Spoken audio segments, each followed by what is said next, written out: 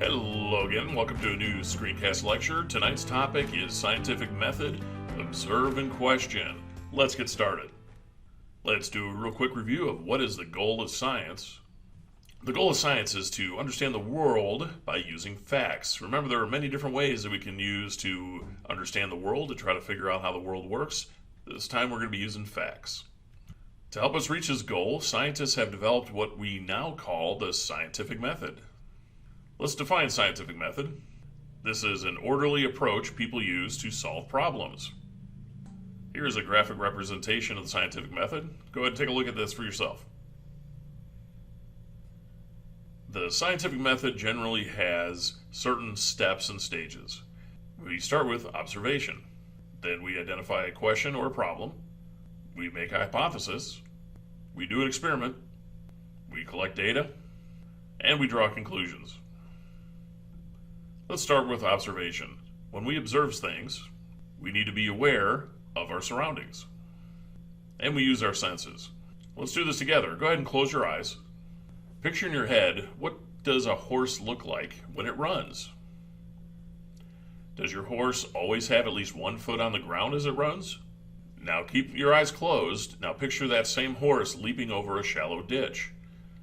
Does your horse stretch out its legs towards the front as it leaps over that ditch? Go ahead and open your eyes now.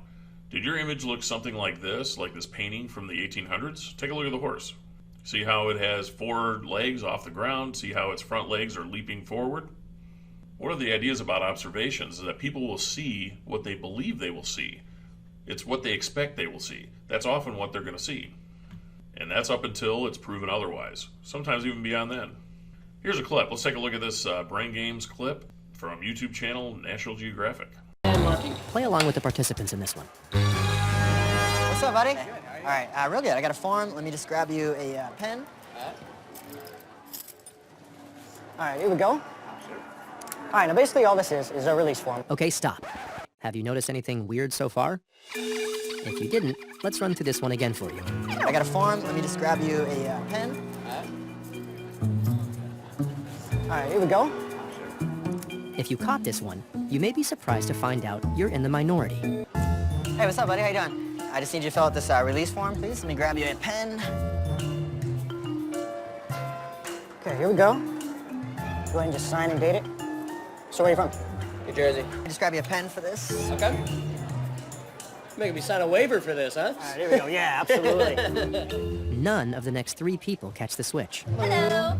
You may still be doubting that you would fall for this one if you were there in person. What's your name? Eva. Eva. How could you possibly miss a person swapping out mid-conversation in plain view? Can you describe the person who was here behind the counter? He had dark hair. I think he had a black shirt on, but I'm not sure. Can you stand up? Oh my God, it was him! And you don't recognize him, though. No, I've never seen you before.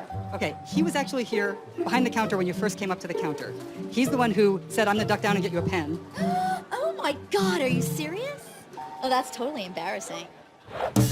It turns out you don't notice changes like this because you don't expect them to occur. Your brain isn't prepared to notice when these things do happen. Oh my God. Didn't even notice it. Oh! Man. You didn't catch that? I didn't catch it. So what do you think? Would you have noticed these person swaps if you'd been there? So, did you catch the switch the first time they did it in the video? A lot of people don't. And if you were there in real life, do you think you would catch somebody trying to pull something like that in real life? Be interesting to try. As we said, people will see what they believe they will see, what they expect to see, until proven otherwise. Let's think back to your horse image again. Well, people, at the time that this painting was painted, some people had an argument. They had an argument about whether a horse's legs will always be touching the ground while running, or will sometimes there will be some of the legs off of the ground at the time. There's a story of 2 men who were making a bet, so they bet money. The story may not be true, but they had this bet regarding this problem. They wanted to decide who was right, but they really couldn't figure out how. One of them said that a horse will always keep its legs on the ground. And the other person was saying, no, sometimes all four legs will be off the ground. So this was in 1878, and there was a relatively new invention called the photograph, and they decided to use photography to try to figure out how to do this.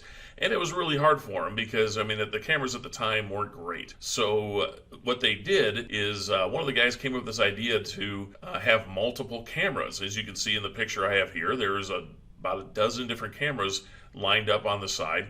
And there was a track, and what they did is they ran a horse down that track, and the horse would trigger the different cameras as it went in front of it. And what they did then is they took all these pictures and put them together, and they kind of made one of the very, very first motion pictures that was ever taken. Let's take a look. So what you have here is just a whole bunch of different individual photographs that they put together, and when you move them one after the other, it kind of gives you the illusion of motion. And as you see this horse run, you can see that there is actually a time when all four legs are off the ground. And another interesting thing about this is when the horse did have all four legs off the ground, when they were kind of jumping, take a look at the painting versus the actual photo. So the horse's legs aren't stretched out forward. They're actually tucked in. The front legs are tucked in while the rear legs are actually going forward. It's the exact opposite of what the people imagined the horse would do in the painting before the photograph. That's pretty neat.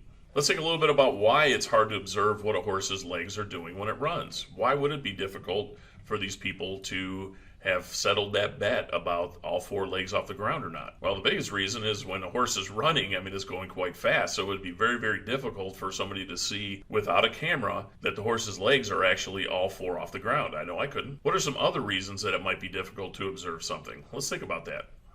So something can be too fast, like we saw with horses. Here's another one that would be very difficult to see is hummingbirds. Now here's a hummingbird flying in slow motion. We can see that its wings are flapping. Something could be too slow, like a glacier moving. If I sat all day watching a glacier, I wouldn't be able to know that it's actually moving. It would look like it's just sitting there. It's going too slow. But we do know that glaciers do move. Something could be too big, like the Earth itself.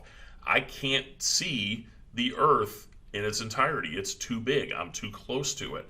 So the whole idea of, is the Earth a sphere or is the Earth round? You probably have heard people talking about the Earth being flat. Me, myself, I can't really look at the Earth and see that it is a sphere. It's too big and I'm too close to it. Or the opposite could be something that's too small, like bacteria. Up until relatively recently, people had no idea that there were living things that we couldn't see because they're too small. You'd need a microscope. So before the microscope was invented, people wouldn't have known about germs and bacteria. And there's also other things that we can't see because we need special equipment to be able to see it. Like, for example, this flower.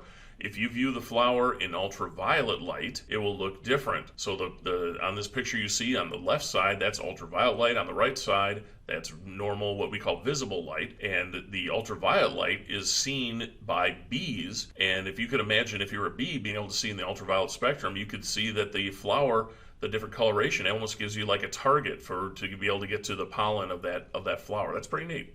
Let's think of other observations. You may have observed that the sun rises in the east, sets in the west. After observing something like this, you may ask yourself, why does the sun rise in the east? Why doesn't the sun rise in the west? When you ask a question like that, you have identified a problem. You observe something, and then you ask yourself a question about it, you identified a problem. Why does the sun rise in the east? When we identify a problem, we identify a question to be answered or a problem to be solved. Sometimes you may notice or observe something weird happening. We can call this a discrepant event. A discrepant event is something that happened that you didn't expect. Like, for example, you probably didn't expect my hat to change into a monkey head. Okay, that's hopefully some of you are like, why is this guy wearing a monkey head? Okay, however, what you might not have noticed is that the entire time we had a monkey over here, we had an eagle over here, all the way back here, we had a stuffed cow. You may not have noticed those things because you weren't looking for them. You didn't expect them to happen. We would call that a discrepant event. Here's a classic discrepant event from science. Let's take a look. Here's a clip. This is a very unusual substance. You can see when I just hold it, it kind of drips and stretches like a liquid, moves around. But as you start to strike it or move it quickly, you can toss it up and down. It acts more like a solid. So this is a very odd substance. And you might say it's a discrepant event. So if you were to come across a substance like this, hopefully you would ask yourself, what in the world is going on? This is weird. Some of you may see something that happens weird in your life, and you'd be like, oh, well, that's interesting.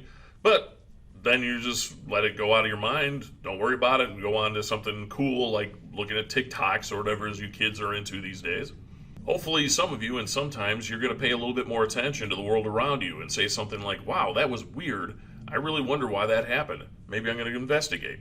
Think about it a little more. And we found that sometimes good things can happen if you do this. For example, the microwave oven. We all love the microwave ovens, right? Pizza rolls. Well, we can thank Percy Spencer for not being a goof and ignoring a discrepant event. This happened back in 1946. He didn't have TikTok to distract him, so maybe that helped. Well, so what happened? Well, here is a picture of him, and what he was doing is he was working on an experiment in his lab. He was working on an experiment that had to do with radar, and he was testing a new vacuum tube. That's probably not something you've ever heard of, but there's a picture of what a vacuum tube looks like. And he happened to have a chocolate bar in his pocket, and he noticed that chocolate bar melted much faster than he would have expected it to melt. Instead of just blowing this off and getting mad about his chocolate bar melting, he started testing this machine on other things. He tested it on eggs, he tested it on popcorn. He discovered that the eggs got cooked and the popcorn actually popped. Within the year, he invented the first microwave oven. Pretty cool. Here's another kind of a similar story. How many of you enjoy getting infections? You? Well, how about nasty ones like this? Pretty fun, right? No, of course not. For most of history, people would often get very, very ill and even die from infections. This is not something you'd want to have show up in your door. This is a plague doctor. Today, if you get an infection, your doctor will often prescribe an antibiotic, and you'll get better quickly. It's usually not a big deal. So what happened in this story? Well, you have Sir Alexander Fleming. In 1928, he was doing experiments in his biology lab. He was trying to grow bacteria in things called petri dishes. You may have seen these in your classroom. While he was doing his experiments, he accidentally contaminated his lab with mold. Oops. But instead of getting mad and throwing out the whole thing, because it really did. It ruined his experiment that he was trying to do. He also noticed something that was very intriguing, something odd, something discrepant. He saw that the bacteria that he was trying to grow wasn't growing around the mold. It turns out that that mold was a rare strain of mold called penicillin. That penicillin, that mold, stopped the bacteria growth. And what's really cool about that is within the next 15 years, the first antibiotic was used on patients. So good job, Alexander. What a go. Saved a lot of people's lives, probably including yours and definitely including mine. Now, this isn't saying that great inventions and discoveries just happen by accident and that these guys were just lucky. Now, these people had to have been observing their surroundings. They were observing their surroundings carefully, and they noticed these weird things happening. They also had to be willing to put in the extra work to figure out why these weird things happen. They didn't just blow it off and go, whatever you guys do, Facebook, Instagram, I don't know, whatever you kids are into. We're going to end with this quote by Louis Pasteur. He says that chance favors the prepared mind. So in other words, these good things happened to these guys because they were prepared, they were observant, and they were willing to put in that extra work. Hopefully you can do the same. Well, that's all the time we have for today. Hope you learned something, and we'll catch you next time. See ya!